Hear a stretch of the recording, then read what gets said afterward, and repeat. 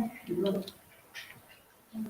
alaikum wa rahmatullahi wa barakatuh, and welcome back to the program. It's just gone 9:50 here in Johannesburg, South Africa, and time for the final segment of this alternative view show on Al Ansar, One Nation FM, as well as Salam Media.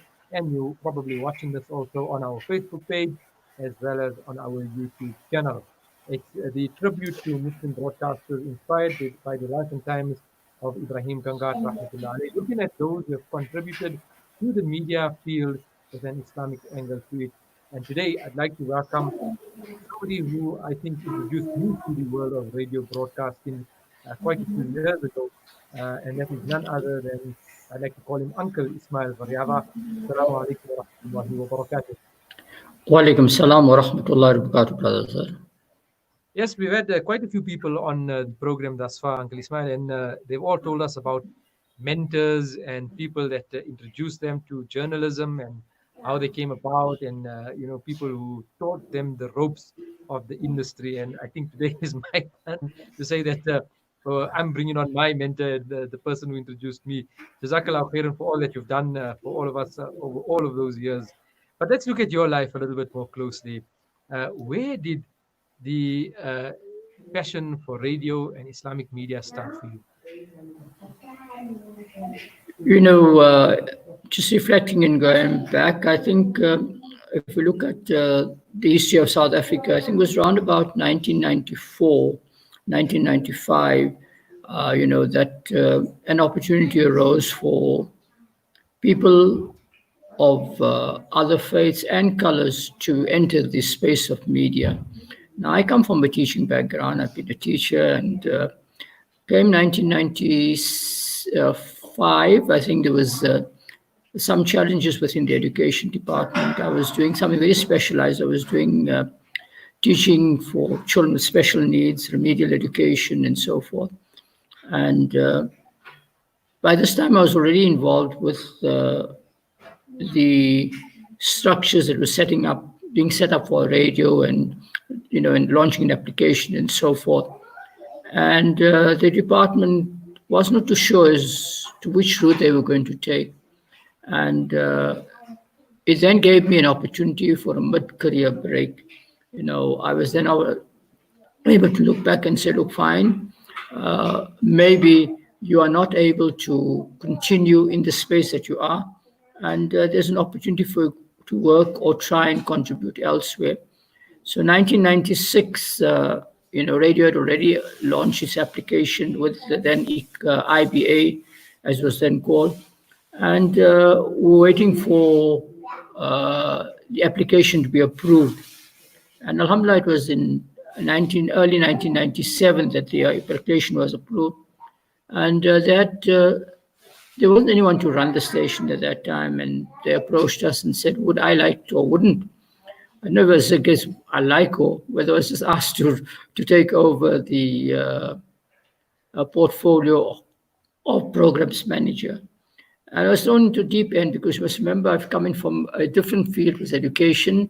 But I must tell you that whilst it may have seen a very different field, I think it helped me greatly because I was able to understand structures and able to then help put together what is required for a programs manager. Also, it was a very lonely time at that time because Muslim media was a new space. There was no guidelines. We had to formulate our own guidelines. There was no template that we could say just cut and paste and put on. So we had to look at all of that. And I always regard that it being a lonely space, but it also the honeymoon period of the broadcasting industry. It was an opportunity where lots of funding was coming in from outside the country because it was a new model that was proposed. It was a 3-tier model, which South Africa never had before. So we had the public radio and we had commercial, and now they had introduced the community media.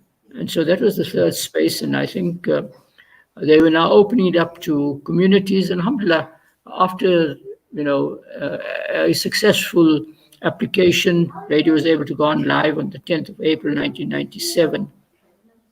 So coming in from that space, you find that we had to find things for ourselves. It isn't like we have today. There was no access to the social media. Computers were just about coming up, and we didn't have access to information. It was the old days of the cassette, the real cassette. I don't know if many people still remember but we had to sort of take a pencil and wind and rewind, and Why did you start? Yeah. and then you had to record your news, and then if you made a mistake, you had to go back, and there was lots of challenge. But with all of those challenges, I think there's an exciting thing. The weather had to be fixed to your desk. Yeah, no, sure, definitely, and it was, and then we didn't have any expertise. There wasn't anyone to say do it in this way or do it that way. You had to do your own, and uh, the bigger, the commercial and the public were not sort of very welcoming at that stage. Although it was part of their responsibility, it was part of their conditions that they had to support, but it wasn't really easily forthcoming. Number one, perhaps because of If I can just come in there, I mean, that leads me to the point of the training that you did with so many young people. Uh, a lot of the journalists that we speak to today would say that we started off at Radio Islam, and the training that was afforded to us through the various programs, government-sponsored programs, or whatever it was, ABC Ulwazi, for example, was just amazing and gave us the kind of push that to take us further. And you were instrumental in all of that behind the scenes. Nobody really saw that. That wasn't broadcasting as such on the radio, but played an integral part in all of it. That's so important. I think ABC Al-Wazi was one of the few institutions. There were many of those that came up. And like I said, it was the honeymoon period because people were all now trying to come on board and saying to find this is what we can offer and this is how we do it for you. And I must say to you that to approach those people, I had to go, and I must say to you, it was very lonely. It was times I would wonder, I'm all by myself and I've got to get all these things going. But it was able to build, friendships, build bonds. And I must say to you, I still maintain some of them up to this day. And they've helped me in good stead. And there was no time that I had, or was sort of declined, say, you can't come in for training. So, they had opened their doors. But again, it was, having to make that approach, going there, speaking to people. And at that time, it wasn't, I can understand a number of Muslim stations. It was the only one because we were based in Gauteng. There wasn't any other ones at that time. CII wasn't around. Salam Media came very much later. Cape Town wasn't part of the so it was very difficult. And we had to go in, our needs were very difficult. We had to go in and explain to them our needs, what we wanted. I remember going in and saying, this is what we needed and this is how we would get it. Would you be able to accommodate us? And in most instances they did. I must say, they came, they did training. And there's a number of training institutions that I am really grateful to, who gave us that opportunity, who never turned back and said, look, fine, you cannot come in. And I think those were the things. But later on, like I said, when the honeymoon period after 2014, 15, then training then became more difficult and it wasn't as easily available as it is now. And you must remember that it was a huge challenge, getting news. Where do we get the news from? You buy newspapers and you cut up and so forth. And there was a case of cut and paste. I must say, it was very grateful. There's a lady at the University of Witwatersrand. She was in, I'm not too specific which department she was in, and she's now migrated to Australia, Azhar VAdi. And, her sister came up one day and said, I can, and she showed us to find, at that time, news was just, sort of being, or Muslim websites were just about, being developed and so forth. And she led me onto all of these. So I'd go up on those websites and get information from them about Muslim countries, about Muslim stories, because we were having to tell stories from our perspective, as our stories. We had to create our own stories, and we didn't want to take it from the mainstream media. So this was some of the things that we had to do. But alhamdulillah, fantastic. It was one of the highlights that I would never sort of, remember going up to her and said, okay, what do I do? And then I said, I'll create a file called Light Info. And everyone laughed, what is this light information all about? And I created a file and I said, guys, the day you don't know and you don't have information, here's something about Chechnya, here's something about a different part in the world. Take it up and read it. Because people were not technically savvy those days. They were not technically savvy. They were not. So we didn't have anybody that, today everyone has become a citizen journalist. Alhamdulillah, that's fantastic. But those days they were really dependent on whatever we gave them. So that was I some of the things.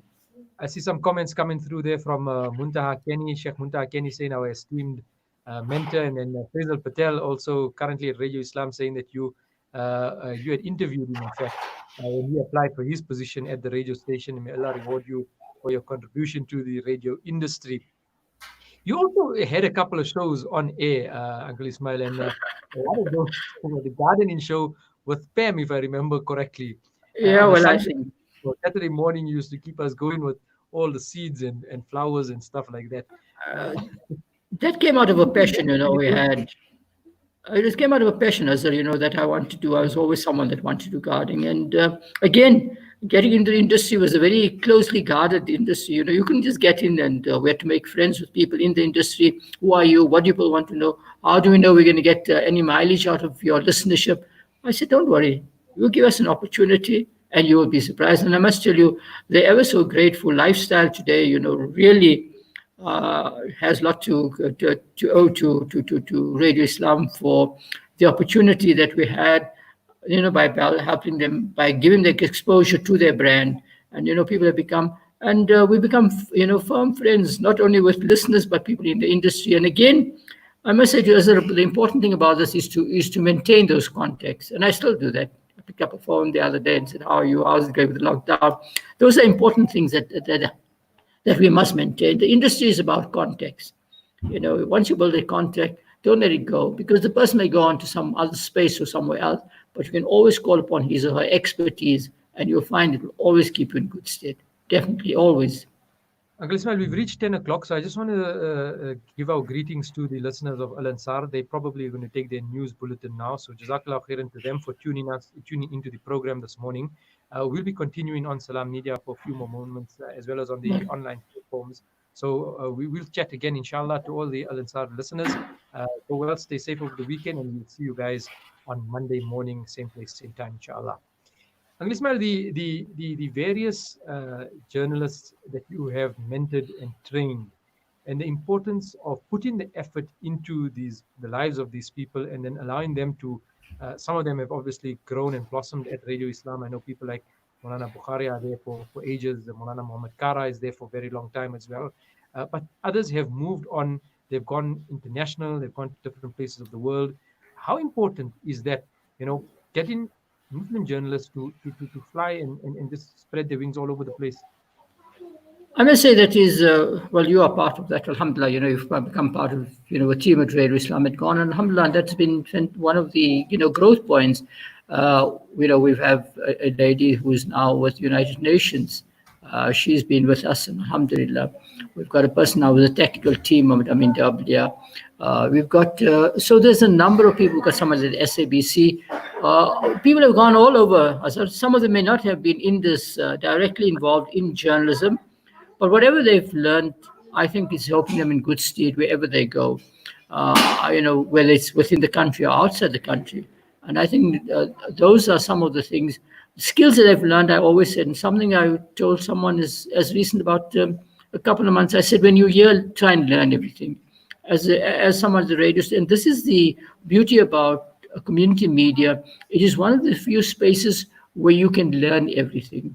Unlike the bigger media, if you go into, for example, the commercial media, you may then be, your portfolio is cut out. You may only do news, and you do nothing else but news.